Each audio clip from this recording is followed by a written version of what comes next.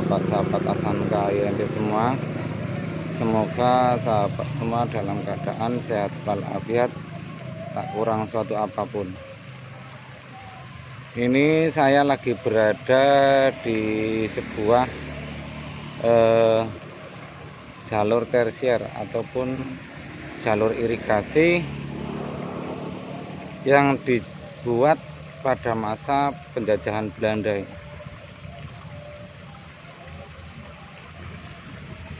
Nah, itu terlihat sampai bajahnya sudah sebagian sudah kena korosi, itu kropos-kropos karena umurnya sudah ratusan tahun.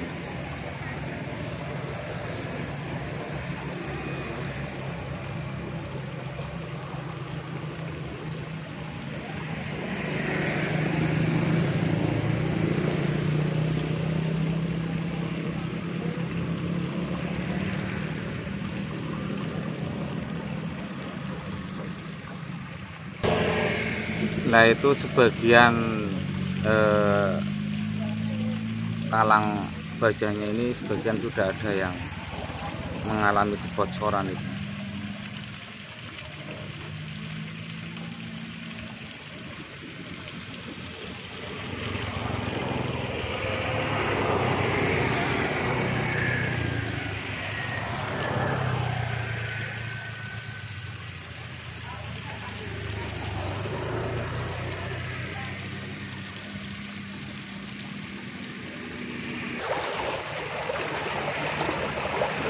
Nah, ini kenapa sampai ada saluran tersier yang dibuat pada masa dulu penjajahan Belanda gitu kan.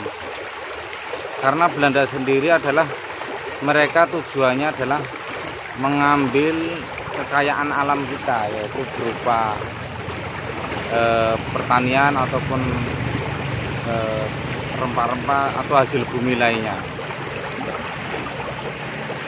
Nah, terbuatnya tersier atau jalur irigasi ini sendiri dulu karena Belanda mengupayakan di sini banyak perkebunan tebu, yaitu sawah-sawah itu dulu dibikin perkebunan tebu di area-area daerah sini.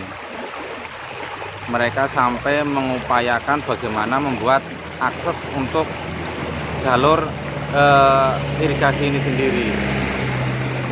Makanya di daerah sini itu banyak itu PG, pabrik gula yang dibikin pada masa penjajahan Belanda.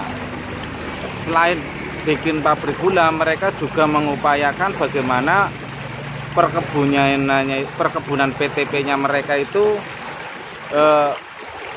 berjalan ataupun sesuai dengan target. Makanya mereka sampai mengupayakan membuat jalur-jalur untuk saluran irigasi seperti ini. Nah, ini yang saya sebut itu adalah teknik mereka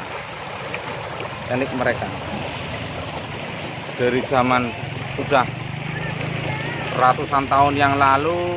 Mereka arsiteknya sudah pinter, mereka sudah bisa bagaimana caranya punya saluran melewati di atas sungai, tapi airnya masih bisa tetap mengalir untuk mengairi perkebunan tebu di daerah yang melewati ataupun motong kali ini sendiri. Juga mereka sampai membuat jembatan seperti ini untuk akses ngangkut sisa hasil perkebunan itu sendiri, seperti tebu dan kakao gitu.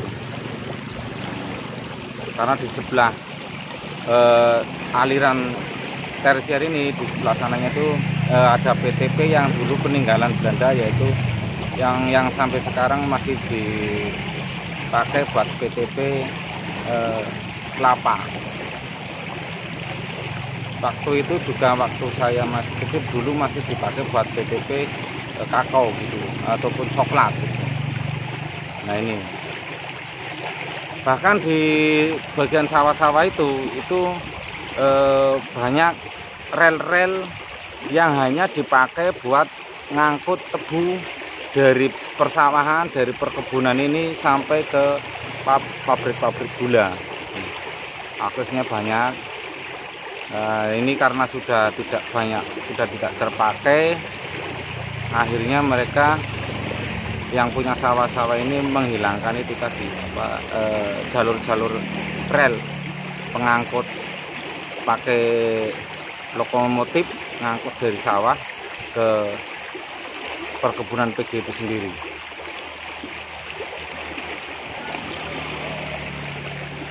Ini sebenarnya kalau talang air ini sendiri ataupun jalur tersier ini sendiri konstruksinya sudah mengkhawatirkan.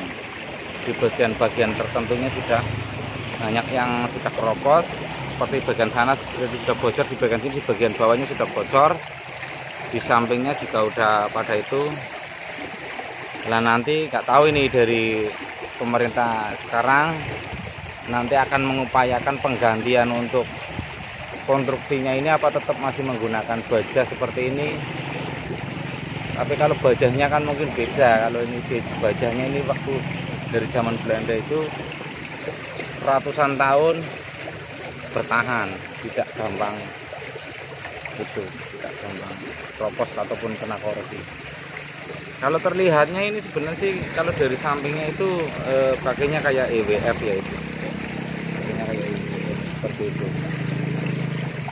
Di bagian bawah itu banyak kelingan-kelingan kayak ribet-ribet mur dari besi, tapi besinya tak benar-benar tahan karat.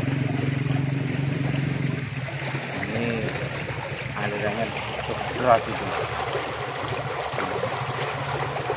Ini bisa mengairi persawahan di bagian utara itu sampai ratusan hektar.